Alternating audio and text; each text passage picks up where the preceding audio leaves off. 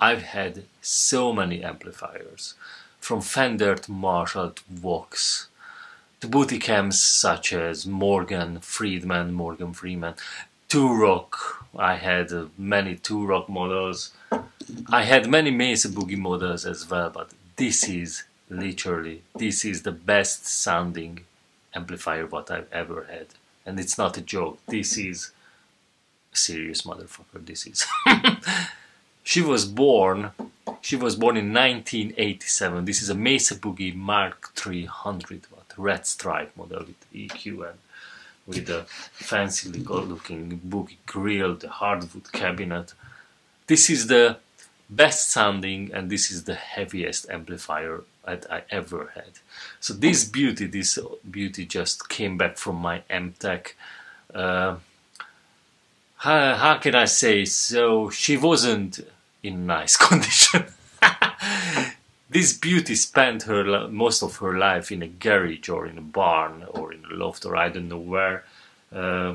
Mostly in this flight case, but she was covered in dust everywhere, literally everywhere. There wasn't a part on this amplifier which didn't have some kind of dust or dirt or something on it. So my Amtech did a fantastic job and cleaned it inside and outside and checked everything on the amp. And I tell you what, folks, he confirmed it.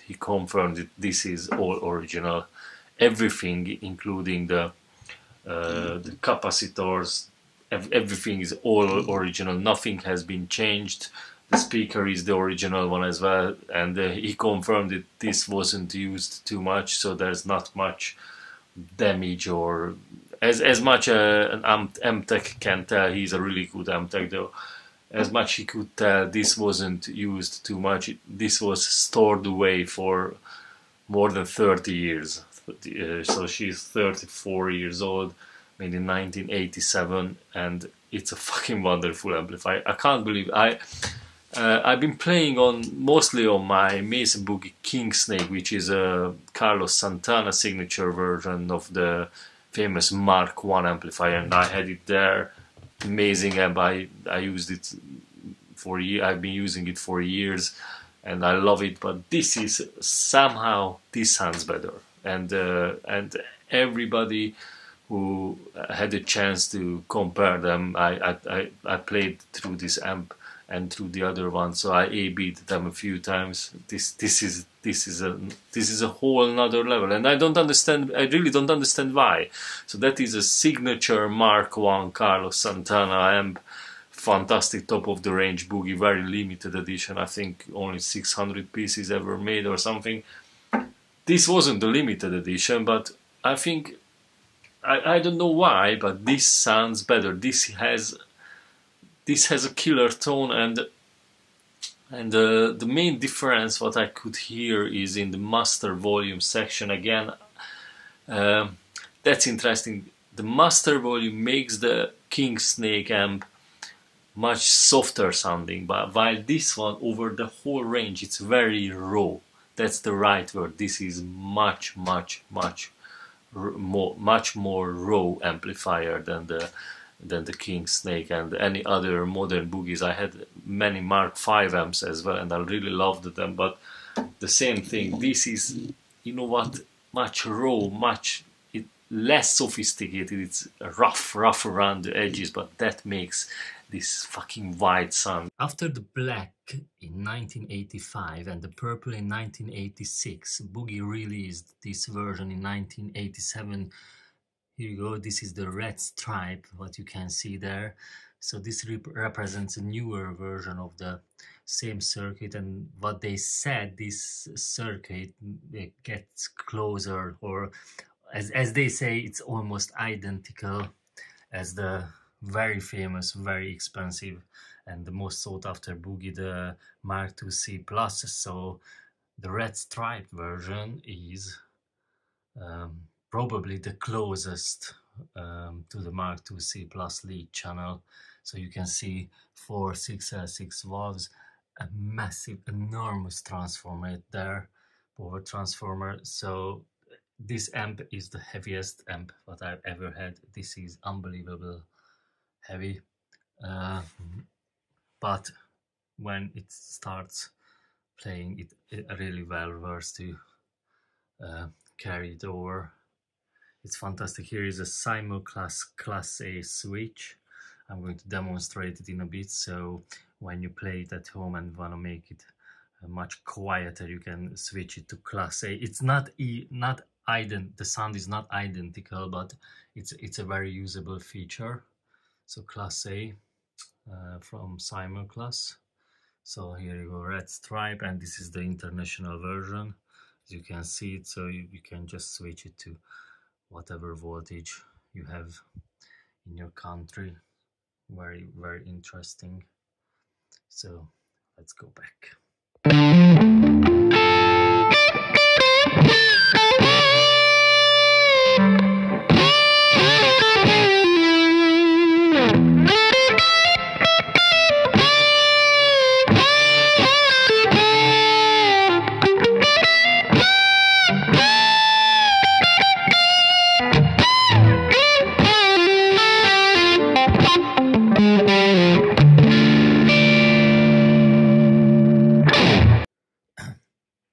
Also guys, let me show you the front of the amplifier and how did I set it up. Well, I didn't have too much time to play around with it. I just really relied on my ears. So this is the input volume, the input gain, and this is on number 8. And because the input gain is on number 8, means that the bass should be down. So you can see the bass is on 2. So I really turned the bass down because that's quite a common thing on boogies. When the gain goes up, the bass should go down, and just relied on my ears. I didn't want to overload the sound with too much bass, so it's on number 2. And I pulled the bright switch out because it's not too heavy, it's not too ice picky, it's not ice picky at all, and but it increases the gain and adds some harmonics to the sound content, I think. So I pulled the bright switch out. Treble is on 5, so bass on 2, as I said before. I never use the push. There's a shift, or you can even increase the bass, but you don't need that. Middle is on 3, so 2, 3, 5, as you can see. And I like the deep switch because the master is only on 2 at the moment, so the deep switch helps to increase the absolute low end. I love it, and the bass is down anyway, so it doesn't overload it. It just adds a bit of push to the low frequencies. And the lead drive is on 7, and the lead master is on 3. This is just for balancing the clean and the overdrive channel. And as you can see, the EQ is on. I really love this EQ. This is fantastic. So with this overall setup here, that's quite a good starting point. And then use this V shape. A lot of people turn down this 750 frequencies, but the last thing I wanted is a scooped sound for this Santana style lead. So this was my purpose sound. So I left it where it was, or maybe just pushed it a bit, because as you can see it on the original Santana recordings, there are a lot of middle, and the middle is only on 3. So yeah, I just compensated it, and this adds back where this adds fantastic frequencies, but you wouldn't have got without this EQ. And the 80, this gives another low end push, what you could hear on the original isolated Santana tracks. So yeah, there are loads of low end there. So this is kind of like a recorded guitar and an EQ after mastering or mixing. So it's fantastic. I really love this feature. And you can see there's the other boogie, the King Snake, that doesn't have this EQ, and I love this EQ. This makes a huge difference. I fucking love it. So yeah, hello, hey, hello, hello. the video is not done yet, so I need that seed. Hello? Hello? Hello? Let's finish this video, please.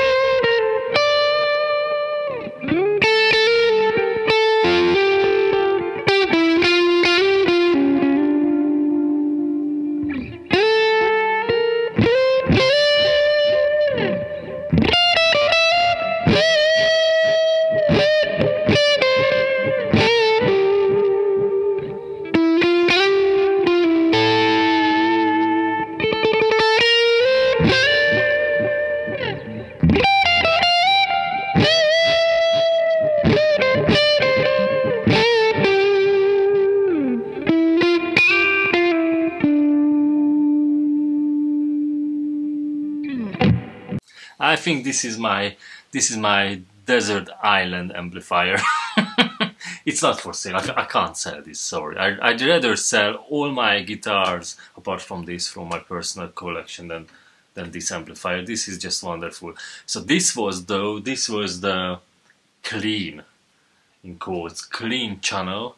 You know, because the input gain is on 8 and the bright switch pulled out and the presence is quite turned up, so the clean channel is on the edge of breakup or a bit more than that, and it sounds amazing. I mean, seriously, with this guitar, with the neck pickup, it's so if I play soft, it's that clean, or if I switch to the somewhere into the in between pickup configs, yeah, so when I try to emulate a single coil, so it's going to be that clean or just tad of overdrive.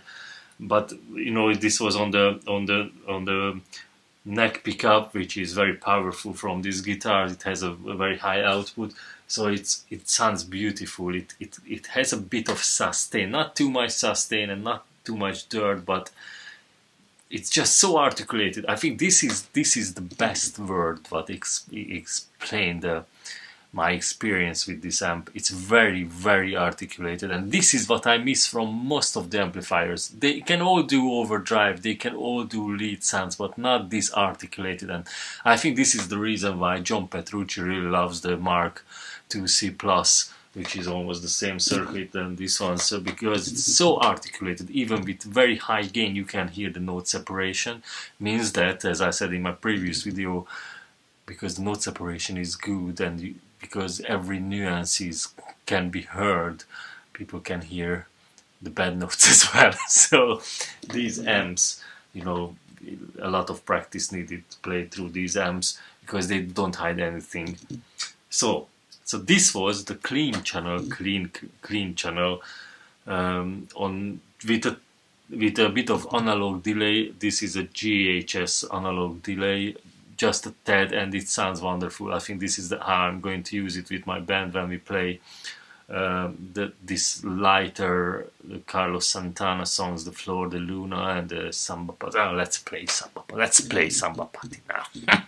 Have a listen this.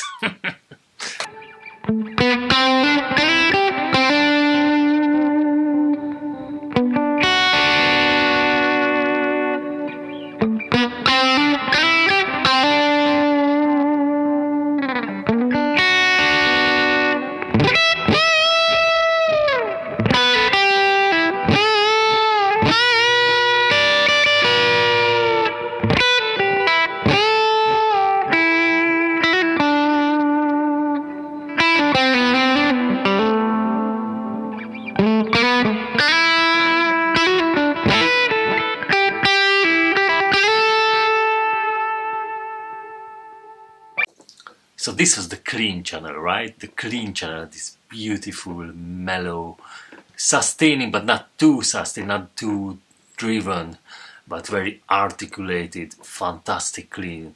On the edge of breakup, obviously, with these high output humbuckers, you can play this sort of tunes on it. Samba Party sounded fantastic, and more importantly, it's not just the sound; it felt really good. You know, when you can hear overtones like crazy. So when the amp and the pickups just generate these beautiful overtones, that's where the quality comes out. You know, great pickups, great guitar, the tremolo stays in tune. So I don't know when was the last time I checked the tuning on this guitar. This is crazy fucking good. And then this amp just, you know, as the name says, it amplifies everything from the pickups, from the, you know, from bridge to all those little nuances. That gives the feel, that makes the difference. So whenever I play these songs, if it's too dull, my playing becomes dull as well. So it's very, very important to, you know, if I want to say something with a note, and the guitar and the amp just add something extra to it, you know, it's fantastic. It's like proper teamwork then.